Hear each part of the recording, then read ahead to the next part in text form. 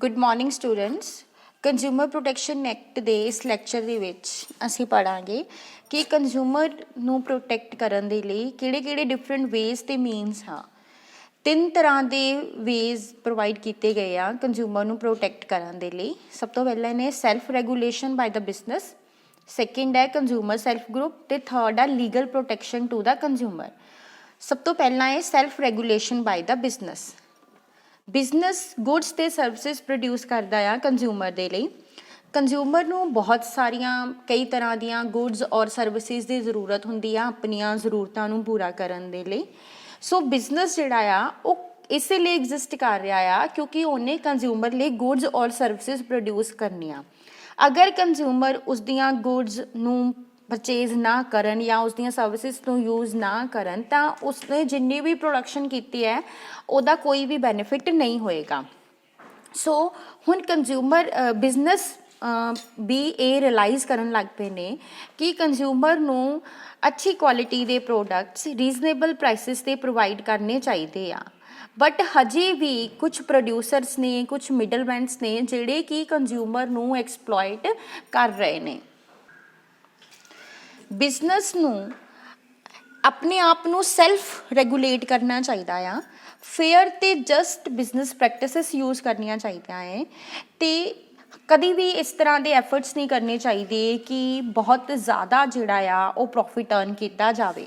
ਅਤੇ ਕਿਸੇ ਵੀ ਬਿਜ਼ਨਸ ਨੂੰ ਇਹੋ ਜਿਹੀਆਂ ਮਲ ਪ੍ਰੈਕਟਿਸਿਸ ਦੇ ਵਿੱਚ ਜਾਂ ਮੋਨੋਪਲਿਸਟਿਕ ਟ੍ਰੇਡ ਪ੍ਰੈਕਟਿਸਿਸ ਦੇ ਵਿੱਚ ਵੀ ਇਨਵੋਲਵ ਨਹੀਂ ਹੋਣਾ ਚਾਹੀਦਾ। ਸੋ ਬਿਜ਼ਨਸ ਨੂੰ ਚਾਹੀਦਾ ਆ ਕਿ ਉਹ ਕੁਛ ਡਿਸਿਪਲਨ ਜਿਹੜਾ ਆ ਉਹ ਮੇਨਟੇਨ ਕਰਕੇ ਰੱਖੇ ਥਰੂ ਟ੍ਰੇਡ ਐਸੋਸੀਏਸ਼ਨਸ ਅਤੇ ਚੈਂਬਰ ਆਫ ਕਮਰਸ ਅਤੇ ਬਿਜ਼ਨਸ ਨੂੰ। ਬਟ ਇੰਡੀਆ ਦੇ ਵਿੱਚ ਜਿਹੜਾ ਬਿਜ਼ਨਸ ਆ ਉਹ ਹਜੇ ਵੀ ਕੰਜ਼ਿਊਮਰ ਦੀਆਂ ਨੀਡਸ ਨੂੰ ਪ੍ਰੋਪਰਲੀ ਅਟੈਂਸ਼ਨ ਨਹੀਂ ਦੇ ਰਿਹਾ। ਹਜੇ ਵੀ ਇੰਡੀਆ ਦੇ ਵਿੱਚ ਕੰਜ਼ਿਊਮਰ ਓਰੀਐਂਟਿਡ ਮਾਰਕੀਟਸ ਦੀ ਕਮੀ ਆ। ਬਿਜ਼ਨਸ ਦਾ ਜਿਹੜਾ ਫੋਕਸ ਆ ਉਹ ਪ੍ਰੋਡਕਟਸ 'ਤੇ ਆ, ਨਾ ਕਿ ਕੰਜ਼ਿਊਮਰ ਦੀਆਂ ਨੀਡਸ 'ਤੇ ਆ। ਸੋ ਬਿਜ਼ਨਸ ਇਹੋ ਜਿਹਾ ਕੋਈ ਵੀ ਮੈਕੈਨਿਜ਼ਮ ਅਡੋਪਟ ਨਹੀਂ ਕਰ ਰਹੇ ਜਿਹਦੇ ਨਾਲ ਉਹ ਇਹੋ ਜਿਹੇ ਮੈਂਬਰਸ ਨੂੰ ਪਨਿਸ਼ ਕਰ ਸਕਣ ਜਿਹੜੇ ਕਿਸੇ ਤਰ੍ਹਾਂ ਦੀਆਂ ਮਲ ਪ੍ਰੈਕਟਿਸਿਸ ਦੇ ਵਿੱਚ ਇਨਵੋਲਵ ਹੁੰਦੇ ਆ। ਸੋ ਹਜੇ ਵੀ ਬਿਜ਼ਨਸ ਦੇ ਵਿੱਚ ਸੋਸ਼ਲ ਰਿਸਪੋਂਸੀਬਿਲਿਟੀ ਨੂੰ ਲੈ ਕੇ ਕਮੀ ਆ। ਸੋ ਬਿਜ਼ਨਸ ਨੂੰ ਸੋਚਣਾ ਚਾਹੀਦਾ ਆ ਕੰਜ਼ਿਊਮਰ ਦੇ ਇੰਟਰਸਟ ਬਾਰੇ, ਕਿਉਂਕਿ ਅਗਰ ਬਿਜ਼ਨਸ ਕੰਜ਼ਿਊਮਰ ਦੇ ਇੰਟਰਸਟ ਲਈ ਸੋਚੇਗਾ ਤਾਂ ਉਹਦੇ ਨਾਲ ਬਿਜ਼ਨਸ ਅਤੇ ਕੰਜ਼ਿਊਮਰ ਦੋਨਾਂ ਦਾ ਹੀ ਬੈਨੀਫਿਟ ਹੋਏਗਾ। ਸੋ ਸੈਕਿੰਡ ਆ ਕੰਜ਼ਿਊਮਰ ਸੈਲਫ ਹੈਲਪ ਗਰੁੱਪ। ਦੂਸਰਾ ਮੈਥਡ ਜਿਹੜਾ ਕੰਜ਼ਿਊਮਰ ਨੂੰ ਪ੍ਰੋਟੈਕਟ ਕਰਨ ਦਾ ਆ ਉਹ ਕੰਜ਼ਿਊਮਰ ਆਪ ਹੀ ਆ ਕਿ ਕੰਜ਼ਿਊਮਰ ਨੂੰ ਖੁਦ ਹੀ ਆਪਣੇ ਰਾਈਟਸ ਲਈ ਕੌਨਸ਼ੀਅਸ ਹੋਣਾ ਚਾਹੀਦਾ ਆ। ਜਿਹੜੀ ਮਨੀ ਉਹ ਸਪੈਂਡ ਕਰ ਰਿਹਾ ਉਹਦੀ ਉਹਨੂੰ ਫੁੱਲ ਵੈਲਿਊ ਮਿਲੇ, ਇਹਦੀ ਉਹਨੂੰ ਡਿਮਾਂਡ ਕਰਨੀ ਚਾਹੀਦੀ ਆ। ਸੋ ਕੰਜ਼ਿਊਮਰ ਨੂੰ ਇਹੋ ਜਿਹੇ ਪ੍ਰੋਡਿਊਸਰਸ ਨੂੰ ਅਵੋਇਡ ਕਰਨਾ ਚਾਹੀਦਾ ਆ, ਇਹੋ ਜਿਹੇ ਪ੍ਰੋਡਿਊਸਰਸ ਕੋਲੋਂ ਗੁੱਡਸ ਬਾਏ ਨਹੀਂ ਕਰਨੀਆਂ ਚਾਹੀਦੀਆਂ ਜਿਹੜੇ ਕਿ ਉਸਨੂੰ ਐਕਸਪਲੋਇਟ ਕਰਦੇ ਆ। ਸੋ ਕੰਜ਼ਿਊਮਰ ਫੋਰਮਸ ਹੋਣੀਆਂ ਚਾਹੀਦੀਆਂ ਆ ਜਿਹੜੀਆਂ ਕਿ ਕੰਜ਼ਿਊਮਰ ਦੀਆਂ ਬਿਜ਼ਨਸ ਦੇ ਨਾਲ ਜਿਹੜੀਆਂ ਕਿ ਗ੍ਰੀਵੈਂਸਿਸ ਨੇ ਉਹਨਾਂ ਨੂੰ ਸੋਲਵ ਕਰ ਸਕਣ ਅਤੇ ਬੈਟਰ ਡੀਲ ਜਿਹੜੀ ਹੈਗੀ ਉਹਦੀ ਡਿਮਾਂਡ ਕਰ ਸਕਣ। ਸੋ ਰਿਐਲਿਟੀ ਇਹ ਆ ਕਿ ਕੰਜ਼ਿਊਮਰ ਹਜੇ ਵੀ ਸਭ ਤੋਂ ਜ਼ਿਆਦਾ ਐਕਸਪਲੋਇਟ ਹੋ ਰਿਹਾ ਇੰਡੀਆ ਦੇ ਵਿੱਚ। ਕੁਛ ਪ੍ਰੋਡਕਟਸ ਦੇ ਵਿੱਚ ਕੀ ਆ ਕਿ ਸਿਰਫ ਅਤੇ ਸਿਰਫ ਸੈਲਰ ਮਾਰਕੀਟ ਹੀ ਅਵੇਲੇਬਲ ਆ। ਸੋ ਕੰਜ਼ਿਊਮਰ ਨੂੰ ਉਹੀ ਖਰੀਦਣਾ ਪੈਂਦਾ ਆ ਜਿਹੜਾ ਕਿ ਉਹਨੂੰ ਵੇਚਿਆ ਜਾ ਰਿਹਾ ਆ। ਕੰਜ਼ਿਊਮਰ ਦੀ ਅਨਪੜ੍ਹਤਾ ਵੀ ਇੱਕ ਬਹੁਤ ਵੱਡਾ ਰੀਜ਼ਨ ਆ ਜਿਹਦੇ ਕਰਕੇ ਉਹ ਐਕਸਪਲੋਇਟ ਹੋ ਰਿਹਾ ਆ। ਸੋ ਕੰਜ਼ਿਊਮਰ ਨੂੰ ਇਹ ਸਮਝਣਾ ਚਾਹੀਦਾ ਆ ਕਿ ਕੰਜ਼ਿਊਮਰ ਨੂੰ ਖੁਦ ਹੀ ਆਪਸ ਦੇ ਵਿੱਚ ਹੀ ਕੋਆਰਡੀਨੇਸ਼ਨ ਕਰਨੀ ਪਏਗੀ ਤਾਂ ਕਿ ਉਹ ਆਪਣੇ ਰਾਈਟਸ ਨੂੰ, ਆਪਣੇ ਇੰਟਰਸਟ ਨੂੰ ਪ੍ਰੋਟੈਕਟ ਕਰ ਸਕੇ। ਸੋ ਕੰਜ਼ਿਊਮਰ ਨੂੰ ਐਕਟਿਵਲੀ ਆਪਣੀਆਂ ਪ੍ਰੋਬਲਮਸ ਨੂੰ ਸੋਲਵ ਕਰਨ ਦੇ ਲਈ ਬਿਹੇਵ ਕਰਨਾ ਚਾਹੀਦਾ ਆ। ਕੰਜ਼ਿਊਮਰ ਨੂੰ ਆਪਣੀਆਂ ਪ੍ਰੋਬਲਮਸ ਨੂੰ ਲੈ ਕੇ ਪੈਸਿਵ ਬਿਹੇਵੀਅਰ ਨਹੀਂ ਸ਼ੋ ਕਰਨਾ ਚਾਹੀਦਾ।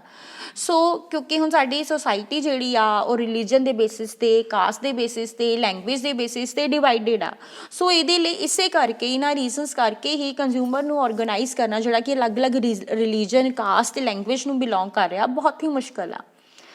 ਸੋ ਇਹੀ ਰੀਜ਼ਨ ਆ ਕਿ ਇੰਡੀਆ ਦੇ ਵਿੱਚ ਕੰਜ਼ਿਊਮਰ ਜਿਹੜੇ ਆ ਉਹ ਬਹੁਤ ਹੀ ਜਲਦੀ ਇਹੋ ਜਿਹੀਆਂ ਮਲ ਪ੍ਰੈਕਟਿਸਿਸ ਦੇ ਸ਼ਿਕਾਰ ਹੋ ਜਾਂਦੇ ਆ। ਸੋ ਕੰਜ਼ਿਊਮਰ ਨੂੰ ਸਿਰਫ ਅਤੇ ਸਿਰਫ ਗਵਰਨਮੈਂਟ ਵੱਲ ਨਹੀਂ ਦੇਖਣਾ ਚਾਹੀਦਾ ਬਲਕਿ ਕੰਜ਼ਿਊਮਰ ਨੂੰ ਖੁਦ ਵੀ ਐਫਰਟਸ ਕਰਨੇ ਚਾਹੀਦੇ ਨੇ। ਕੰਜ਼ਿਊਮਰ ਨੂੰ ਆਪਣੀ ਹੈਲਪ ਆਪ ਕਰਨੀ ਚਾਹੀਦੀ ਆ। ਨੈਕਸਟ ਆ ਲੀਗਲ ਪ੍ਰੋਟੈਕਸ਼ਨ। ਇੰਡੀਆ ਦੇ ਵਿੱਚ ਗਵਰਨਮੈਂਟ ਵੀ ਬਹੁਤ ਐਕਟਿਵ ਰੋਲ ਪਲੇ ਕਰ ਰਹੀ ਆ ਕੰਜ਼ਿਊਮਰ ਨੂੰ ਪ੍ਰੋਟੈਕਟ ਕਰਨ ਦੇ ਲਈ। ਗਵਰਨਮੈਂਟ ਨੇ ਬਹੁਤ ਸਾਰੇ ਐਕਟ ਪਾਸ ਕੀਤੇ ਹੋਏ ਆ ਪ੍ਰੋਡਕਸ਼ਨ ਨੂੰ, ਸਪਲਾਈ ਨੂੰ, ਪ੍ਰਾਈਸ ਨੂੰ, ਕੁਆਂਟੀਟੀ ਨੂੰ, ਕੁਆਲਿਟੀ ਨੂੰ ਤੇ ਗੁੱਡਸ ਔਰ ਸਰਵਿਸਿਜ਼ ਦੀ ਡਿਸਟ੍ਰੀਬਿਊਸ਼ਨ ਨੂੰ ਰੈਗੂਲੇਟ ਕਰਨ ਦੇ ਲਈ। ਕੁਝ ਐਕਟ ਇਹੋ ਜਿਹੇ ਨੇ। ਸਭ ਤੋਂ ਪਹਿਲਾਂ ਹੈ ਕੰਟਰੈਕਟ ਐਕਟ। ਕੰਟਰੈਕਟ ਐਕਟ ਉਹ ਐਕਟ ਆ ਜਿਹਦੇ ਵਿੱਚ ਅਗਰ ਦੋ ਲੋਕ ਆਪਸ ਦੇ ਵਿੱਚ ਕੋਈ ਵੀ ਕੰਟਰੈਕਟ ਸਾਈਨ ਕਰਦੇ ਨੇ ਤਾਂ ਉਹਨਾਂ ਨੂੰ ਕਿਹੜੀਆਂ ਉਹਨਾਂ ਦੀਆਂ ਅੰਡਰਟੇਕਿੰਗਸ ਹੋਣਗੀਆਂ, ਕਿਹੜੀਆਂ ਉਹਨਾਂ ਦੇ ਰਿਸਪੌਂਸਿਬਿਲਿਟੀਜ਼ ਹੋਣਗੀਆਂ, ਕਿਹੜੇ ਪ੍ਰੋਸੀਜਰਸ ਉਹਨਾਂ ਨੂੰ ਫੋਲੋ ਕਰਨੇ ਪੈਣਗੇ, ਕਿਸ ਤਰ੍ਹਾਂ ਨਾਲ ਕੰਟਰੈਕਟ ਨੂੰ ਪਰਫਾਰਮ ਕੀਤਾ ਜਾਏਗਾ। ਅਤੇ ਉਸ ਤੋਂ ਇਲਾਵਾ ਅਗਰ ਕੋਈ ਪਾਰਟੀ ਕੰਟਰੈਕਟ ਦੀ ਬ੍ਰੀਚ ਕਰ ਦਿੰਦੀ ਆ, ਯਾਨੀ ਕਿ ਆਪਣੀ ਡਿਊਟੀ ਨੂੰ ਪਰਫਾਰਮ ਨਹੀਂ ਕਰਦੀ, ਆਪਣਾ ਪ੍ਰੋਮਿਸ ਫੁਲਫਿਲ ਨਹੀਂ ਕਰਦੀ, ਤਾਂ ਦੂਸਰੀ ਪਾਰਟੀ ਨੂੰ, ਜਿਹੜੀ ਅਗਰੀਵਡ ਪਾਰਟੀ ਹੋਏਗੀ, ਜਿਸ ਨੂੰ ਲੋਸ ਹੋਏਗਾ, ਉਹਨੂੰ ਕਿਹੜੀਆਂ ਰੈਮੀਡੀਜ਼ ਅਵੇਲੇਬਲ ਹੋਣਗੀਆਂ, ਇਹ ਵੀ ਕੰਟਰੈਕਟ ਐਕਟ ਦੇ ਵਿੱਚ ਮੈਂਸ਼ਨ ਹੈ। ਸੈਕਿੰਡ ਦਿੱਤਾ ਹੋਇਆ ਹੈ sale of goods act 1930। Sales of goods act ਦੇ ਵਿੱਚ ਸੈਲਰਸ ਦੀਆਂ ਕੀ ਡਿਊਟੀਜ਼ ਤੇ ਕੀ ਰਿਸਪੌਂਸਿਬਿਲਿਟੀਜ਼ ਨੇ ਪ੍ਰੋਡਕਟ ਦੇ ਬਾਰੇ ਵਿੱਚ, ਜਿਹੜਾ ਵੀ ਪ੍ਰੋਡਕਟ ਉਹ ਵੇਚ ਰਿਹਾ ਉਹਦੇ ਡਿਸਕਲੋਜ਼ਰ ਦੇ ਬਾਰੇ ਵਿੱਚ ਮੈਂਸ਼ਨ ਕੀਤੀਆਂ ਗਈਆਂ ਆ। ਉਸ ਤੋਂ ਇਲਾਵਾ ਬਾਇਰ ਨੂੰ ਕਿਹੜੀਆਂ ਚੀਜ਼ਾਂ ਦਾ ਧਿਆਨ ਰੱਖਣਾ ਚਾਹੀਦਾ, ਕਿਹੜੀਆਂ ਕੌਸ਼ਨਸ ਲੈਣੀਆਂ ਚਾਹੀਦੀਆਂ, ਇਹ ਵੀ ਇਸ ਐਕਟ ਵਿੱਚ ਐਕਸਪਲੇਨ ਕੀਤੀਆਂ ਗਈਆਂ ਆ। ਸੋ ਇਹ ਐਕਟ ਜਿਹੜਾ ਆ ਕੰਜ਼ਿਊਮਰ ਨੂੰ ਰਿਲੀਫ ਪ੍ਰੋਵਾਈਡ ਕਰਦਾ ਆ ਅਗਰ ਸੈਲਰ ਜਿਹੜਾ ਆ ਉਹ ਜੋ ਵੀ ਕੰਡੀਸ਼ਨਸ ਐਂਡ ਵਾਰੰਟੀਜ਼ ਮੈਂਸ਼ਨਡ ਨੇ ਅਗਰ ਉਹਨਾਂ ਨਾਲ ਕੰਪਲਾਈ ਨਹੀਂ ਕਰਦਾ, ਅਤੇ ਕੰਜ਼ਿਊਮਰ ਨੂੰ ਕਿਹੜੇ ਰਾਈਟਸ ਅਵੇਲੇਬਲ ਨੇ, ਇਹ ਸਾਰੇ ਇਸ ਐਕਟ ਦੇ ਵਿੱਚ ਮੈਂਸ਼ਨਡ ਹੈ। ਨੈਕਸਟ ਹੈ ਥਰਡ ਹੈ ਅਸੈਂਸ਼ੀਅਲ ਕਮੋਡਿਟੀਜ਼ ਐਕਟ 1955। ਇਹ ਐਕਟ ਬਣਾਇਆ ਗਿਆ ਆ ਜਿਹੜੀਆਂ ਅਸੈਂਸ਼ੀਅਲਸ ਕਮੋਡਿਟੀਜ਼ ਨੇ, ਜ਼ਰੂਰੀ ਚੀਜ਼ਾਂ ਨੇ, ਉਹ ਕਸਟਮਰ ਨੂੰ ਪ੍ਰੋਵਾਈਡ ਕੀਤੀਆਂ ਜਾਣ। ਉਹਨਾਂ ਦੀ ਪ੍ਰੋਡਕਸ਼ਨ ਤੇ ਉਹਨਾਂ ਦੀ ਸਪਲਾਈ ਨੂੰ ਕੰਟਰੋਲ ਕਰਨ ਦੇ ਲਈ ਇਹ ਐਕਟ ਬਣਾਇਆ ਗਿਆ ਆ। ਸੋ ਕਿਉਂਕਿ ਜਿਹੜੀਆਂ ਇਹ ਅਸੈਂਸ਼ੀਅਲ ਗੁੱਡਸ ਹੁੰਦੀਆਂ ਨੇ, ਇਹਨਾਂ ਦੀ ਜ਼ਰੂਰਤ ਹਰ ਬੰਦੇ ਨੂੰ ਹੁੰਦੀ ਆ। ਸੋ ਇੱਥੇ ਹੀ ਬਹੁਤ ਜ਼ਿਆਦਾ ਚਾਂਸਿਸ ਹੁੰਦੇ ਆ ਕਿ ਪ੍ਰੋਡਿਊਸਰਸ ਨੇ ਜਾਂ ਡਿਸਟਰੀਬਿਊਟਰਸ ਨੇ ਉਹ ਕੰਜ਼ਿਊਮਰ ਨੂੰ ਐਕਸਪਲੋਇਟ ਕਰਦੇ ਆ। ਸੋ ਇਨਫਲੇਸ਼ਨ ਨੂੰ ਚੈੱਕ ਕਰਨ ਦੇ ਲਈ, ਇਹਨਾਂ ਅਸੈਂਸ਼ੀਅਲ ਗੁੱਡਸ ਦੀ ਸਮੂਥ ਔਰ ਇਕੁਟੇਬਲ ਸਪਲਾਈ ਨੂੰ ਇਨਸ਼ੋਰ ਕਰਨ ਦੇ ਲਈ ਹੀ ਇਹ ਐਕਟ ਬਣਾਇਆ ਗਿਆ।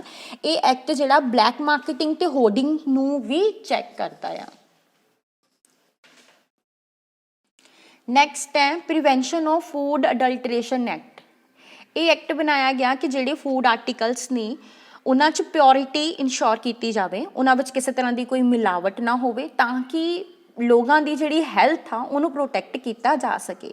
ਸੋ ਇਹਦੇ ਵਿੱਚ ਬਹੁਤ ਸਾਰੀਆਂ ਇਹੋ ਜਿਹੀਆਂ ਮੈਜਰਸ ਦੱਸੇ ਗਏ ਨੇ ਕਿ ਅਗਰ ਕੋਈ ਬੰਦਾ ਰੂਲਸ ਨੂੰ ਫੋਲੋ ਨਹੀਂ ਕਰਦਾ, ਅਡਲਟਰੇਸ਼ਨ ਕਰਦਾ ਆ, ਤਾਂ ਉਹਨੂੰ ਕਿਹੜੀਆਂ ਪਨਿਸ਼ਮੈਂਟਸ ਦਿੱਤੀਆਂ ਜਾ ਸਕਦੀਆਂ ਨੇ। ਨੈਕਸਟ ਹੈ agriculture produce grading and marketing act 1937। ਇਹ ਐਕਟ ਜਿਹੜਾ ਆ ਜਿਹੜੇ ਐਗਰੀਕਲਚਰ ਪ੍ਰੋਡਿਊਸਸ ਨੇ, ਐਗਰੀਕਲਚਰ ਗੁੱਡਸ ਨੇ, ਉਹਨਾਂ ਦੇ ਸਟੈਂਡਰਡਸ ਤੇ ਗ੍ਰੇਡਿੰਗ ਨੂੰ ਫਿਕਸ ਕਰਦਾ ਆ। ਇਹਦੇ ਵਿੱਚ ਇਹਨਾਂ ਦੀ ਕੁਆਲਿਟੀ ਨੂੰ, ਇਹਨਾਂ ਪ੍ਰੋਡਕਟਸ ਦੀ ਕੁਆਲਿਟੀ ਨੂੰ ਇਨਸ਼ੋਰ ਕੀਤਾ ਗਿਆ ਆ ਕਿ ਜਿਹੜੇ ਵੀ ਇਹ ਪ੍ਰੋਡਕਟਸ ਨੇ ਉਹਨਾਂ ਨੂੰ ਕਿਹੜੇ ਲੈਵਲਸ ਜਿਹੜੇ ਨੇ, ਕਿਹੜੇ ਮਾਰਕਸ ਜਿਹੜੇ ਨੇ ਉਹ ਫੁਲਫਿਲ ਕੀਤੇ ਜਾਣਗੇ, ਕਿਹੜੇ ਸਟੈਂਡਰਡਸ ਉਹਨਾਂ ਨੂੰ ਫੁਲਫਿਲ ਕਰਨੇ ਪੈਣਗੇ, ਉਹਦੇ ਅਕੋਰਡਿੰਗ ਹੀ ਉਹਨਾਂ ਨੂੰ ਜਿਹੜੇ ਆ ਉਹ ਪਰਟੀਕੂਲਰ ਮਾਰਕਸ ਜਿਹੜੇ ਦਿੱਤੇ ਜਾਣਗੇ। ਸੋ ਇਸ ਐਕਟ ਦੇ ਅਕੋਰਡਿੰਗ ਜਿੰਨੇ ਵੀ ਪ੍ਰੋਡਕਟਸ ਨੇ ਉਹਨਾਂ ਨੂੰ ਐਗਮਾਰਕ ਲੈਵਲ ਦੇ ਜਿੰਨੇ ਵੀ ਸਟੈਂਡਰਡਸ ਨੇ ਉਹਨਾਂ ਨੂੰ ਫੁਲਫਿਲ ਕਰਨਾ ਜ਼ਰੂਰੀ ਆ, ਤਾਂ ਕਿ ਉਹਨਾਂ ਦੀ ਕੁਆਲਿਟੀ ਨੂੰ ਇਨਸ਼ੋਰ ਕੀਤਾ ਜਾਵੇ।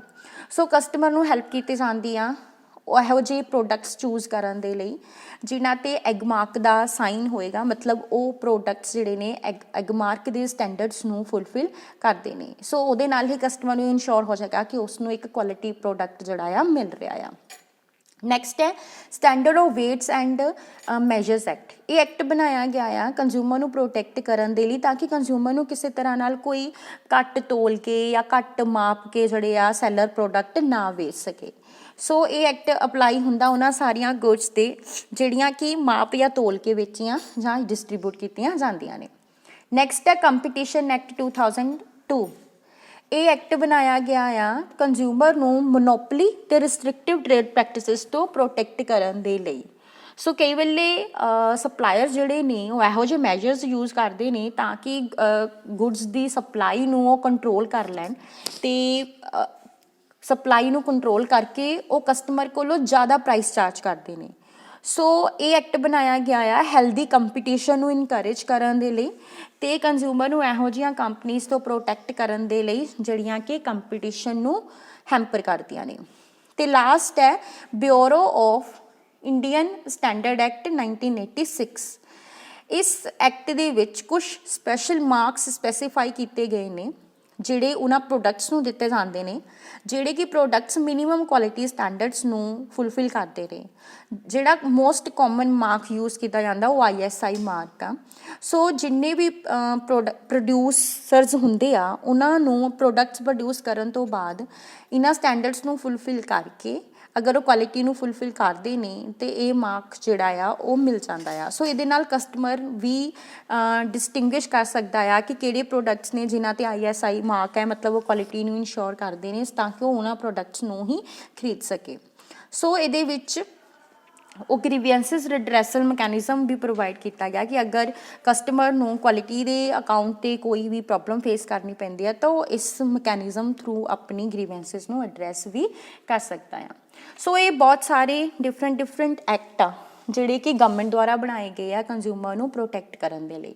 ਸੋ ਕੰਜ਼ਿਊਮਰ ਦੀ ਪ੍ਰੋਟੈਕਸ਼ਨ 3 ਤਰੀਕੇ ਨਾਲ ਕੀਤੀ ਜਾਂਦੀ ਆ। ਇੱਕ ਤਾਂ ਬਿਜ਼ਨਸ ਥਰੂ, ਜਿਹੜੇ ਬਿਜ਼ਨਸ ਨੇ ਉਹ ਖੁਦ ਹੀ ਆਪਣੇ ਆਪ ਨੂੰ ਸੈਲਫ ਰੈਗੂਲੇਟ ਕਰਨ।